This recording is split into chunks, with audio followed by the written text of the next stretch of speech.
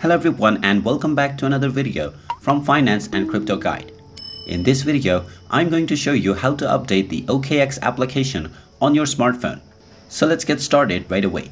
If the OKX application on your device is not working as it is supposed to, then one of the main reasons might be that the application is not updated to the latest version.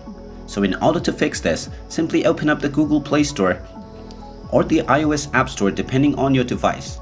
Then go ahead and tap on the search box and simply type in OKX and start the search. Now once you find the OKX application, go ahead and tap on it, and if you see an update button instead of open, then this means you will need to tap on the update button. Go ahead and tap on update and wait for a while until the update process is completed. Once the update is done, you will see the open button once again. So you can go ahead and tap on it and then open up the OKX application. And now you will find that the application is working as it is supposed to. And there you have it.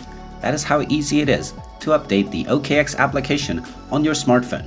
If you find this video helpful, make sure you hit that like button and subscribe to our channel if you haven't done so already. Also ring that notification bell to never miss another update from us. Thank you for watching, and I will see you again in the next video.